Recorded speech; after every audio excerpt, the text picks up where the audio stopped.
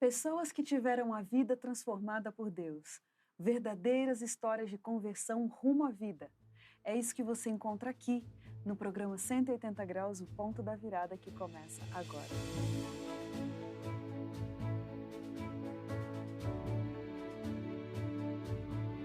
Quando sentimos o toque de Deus na vida, uma mudança acontece.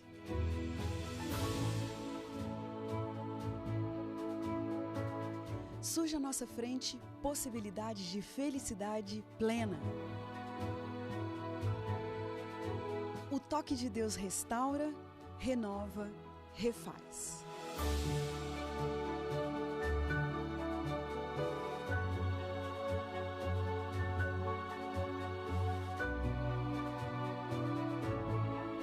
Hoje conheceremos uma pessoa que experimentou essa graça maravilhosa. Ela vai nos contar sobre essa mudança de 180 graus que lhe trouxe paz.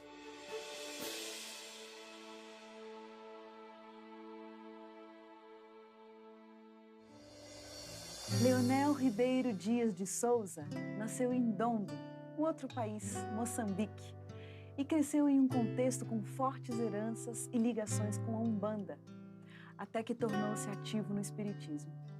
Mas um dia, ele foi convidado a estudar mais as páginas da Bíblia Sagrada. E a partir daí, ele teve um encontro desconcertante com a pessoa de Jesus Cristo, que se tornou seu Salvador, advogado, intercessor e Deus. Vamos conhecer agora os detalhes dessa virada de 180 graus em sua vida. Porque o Leonel está aqui com a gente. Muito prazer, muito obrigada por estar aqui. Prazer todo meu, Creriano. É um privilégio estar aqui neste programa. Olha, é sempre legal ter os estrangeiros aqui com a gente. E você lá de Moçambique. Fala pra gente o que marcou a sua infância lá no Moçambique. Olha, a minha infância foi muito divertida. Porque em Moçambique os meninos ainda têm contato com a terra.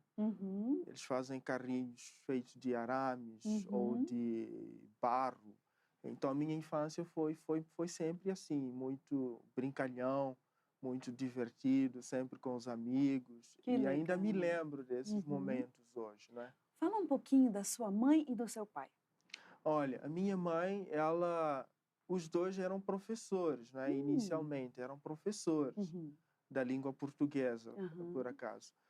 Só que no decorrer da vida profissional, os dois mudaram, né, de profissão. A minha mãe entrou para um trabalho mais político, né? Engajou-se no trabalho político, ela liderava as mulheres de um certo distrito, e meu pai entrou para uma firma privada, foi trabalhar como responsável de um almoxarifado. Né? Que base religiosa que eles deram para você, Leonel? Olha, os meus pais, a religião sempre foi algo nominal para eles. Mas a minha mãe sempre ela tinha essa coisa dentro dela de que nós precisávamos ter uma base religiosa. Então ela delegou a minha tia, que é irmã dela, que me levasse sempre para a igreja. Então ela sempre me levou para os cultos, a igreja e tudo mais. E foi essa base religiosa que ela nos passou. Mas ela e meu pai não frequentavam, mas eles faziam questão que os filhos, né, fossem sempre à igreja. E qual era a relação deles com a Umbanda? Olha, a Umbanda, Creriano, só de falar nesse nome já vem memórias, né, pesadas. Nós crescemos neste meio. E isso é a religião africana, a religião tradicional africana. Então, não é só um contexto, é como se fosse até parte do DNA do africano. E os meus pais tinham uma ligação muito forte, principalmente a minha mãe. Ela tinha uma ligação fortíssima com isso, né? Porque na família havia um histórico de pessoas que já faziam isso como profissão. E ela estava tão apegada que não conseguia viver sem isso. E ela tentou passar isso para nós também. E nós crescemos nesse seio. Hein? Você, como filho, como criança ali daquela família, Você conseguia olhar para essa situação assim criticamente ou você aceitava também todas aquelas práticas naturalmente? Olha, no princípio, como qualquer criança africana, a criança africana obedece aos pais, sem questionar. Então, para mim, era muito natural, né? Pelo menos nos meus primeiros 10 anos. Era normalíssimo ir participar de rituais, de cerimônias, 3 vezes ao ano, em casa dos meus avós. Era muito, muito normal, porque víamos naquilo a força e a motivação para viver. E isso criavam laços assim muito fortes entre nós e os nossos familiares, né? Porque a família africana é nuclear, envolve todos, tios, tias, primos, todos fazem parte dessa família. Uhum. E nessas cerimônias todos estavam presentes, não é? Aham. O que aconteceu que você se tornou simpatizante ou até mesmo espírita? Olha, isso foi, uau, a partir de um amigo meu. Ele sumiu, desapareceu assim do bairro e foi envolver-se com uma outra pessoa e começaram a namorar. E ele veio uma vez para o bairro depois de umas semanas ausente e conversando, ele me convida para passar algum tempo com eles durante as festividades do Natal.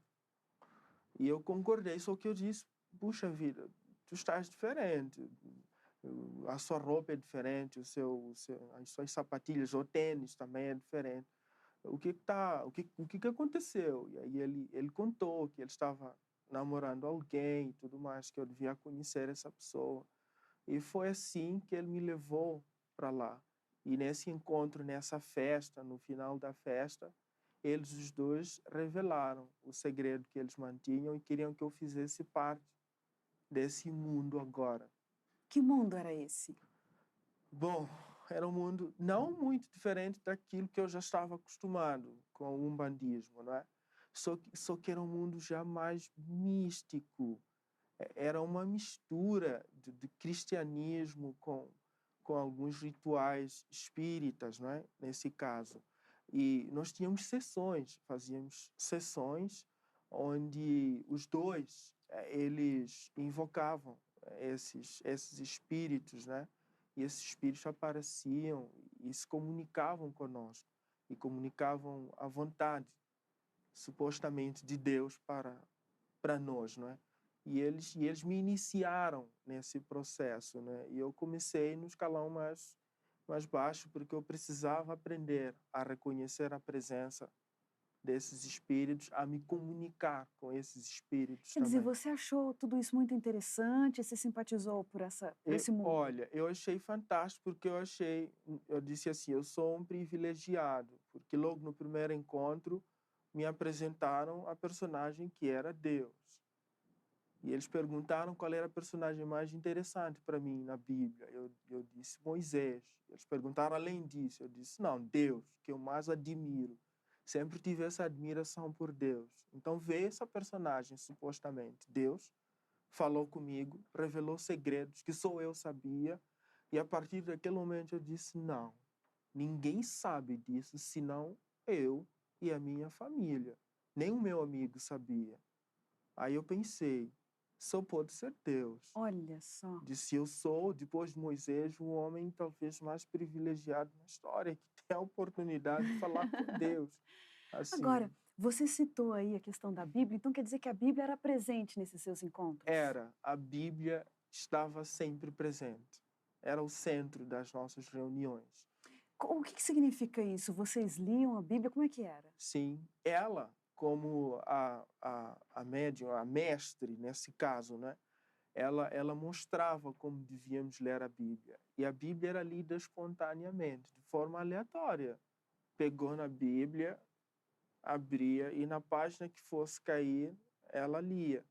Ela lia, depois perguntava se nós havíamos entendido e depois ela dava a interpretação daquele texto, supostamente aquele texto que abriu na Bíblia, né? Então, as nossas reuniões sempre foram assim, né? Sempre com a Bíblia. Olha só, é muito curioso tudo isso, Leonel, porque hoje você está aqui nesse programa, que é o 180 graus, o ponto da virada, justamente para contar de uma situação em que você teve uma reviravolta na vida, teve um encontro com a pessoa de Jesus Cristo, recebeu as revelações bíblicas e a partir dali sua vida tomou outro rumo. Quando foi que isso aconteceu na sua história e como isso aconteceu? Olha, Crediano, foi o seguinte: nós mudamos de cidade, de uma cidade para a capital do país, de Moçambique, que é Maputo. E em conversa com meu irmão, ele olhou para mim e disse: Léo, tem alguma coisa estranha, porque nós percebemos incoerências entre ela, os princípios, não é? Que ela tanto enfatizava e a vida dela. Ser uma pessoa com tanta luz assim, nós acreditávamos que a vida devia ser conforme a luz que ela tinha, mas não era, não batia. Meu irmão disse: Léo, eu acho que alguma coisa não está bem aqui. Então nós decidimos nos desligar disso. Nós decidimos não manter mais contato com ela, nem fazer mais os rituais que ainda continuamos fazendo, eu e meu irmão. E foi nesse processo que as coisas começaram a acontecer. O que começou a acontecer? Eu fui para casa do meu primo, nós éramos, eu fiquei muito próximo dele, né?